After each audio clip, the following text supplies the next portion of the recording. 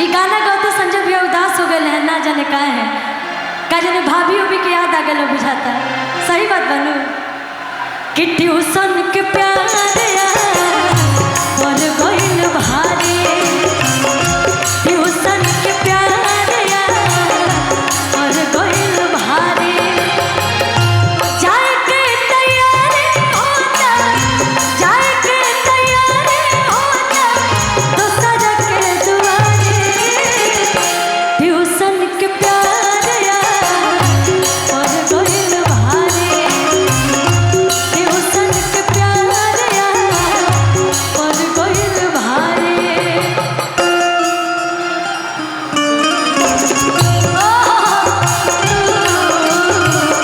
मेरी हर खुशी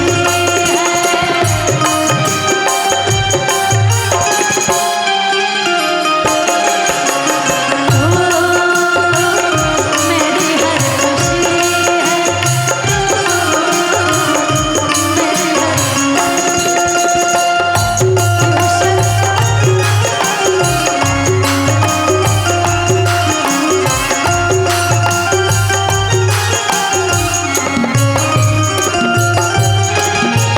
और कभी जीवन में सोना दी तो मुझे बहुत प्यार करती है शुरू से, लेकिन कभी जीवन में हम ना चाहें कि हमारा आपकी दूरी बनो, लेकिन गलत फहमी से अगर कुछ हो भी गई तो रहुआ कि हम ये कमदान से निकाल कि खत्म कर दे सनम जो दूरी है, खत्म कर दे सनम जो दूरी है, जिंदगी में तेरा होना बहुत जरूरी है, जिंदगी में तेरा होना बहुत जरूरी है, कि खत्म कर दे सनम जो दूरी है, खत्म कर दे सनम जो दूरी है, जिंदगी में तेरा होना बहुत जरूरी है, जिंदगी में तेरा होना बहुत जरूरी है, ट्यूशन से प्यार और गइल भारी, ट्यूशन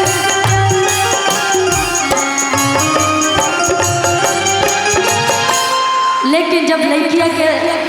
बियाह तय हो जाता, जब अपना ससुरा जाता तो ऊ कहतली जीवन में अगर केहू के उसे प्यार कैले हो कि अगर वो पूरा ना भइलो के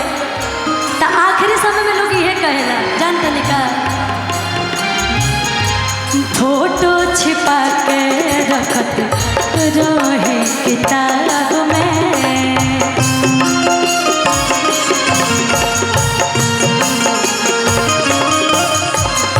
चेहरा न भूल पाए आईबा ख्वाब में,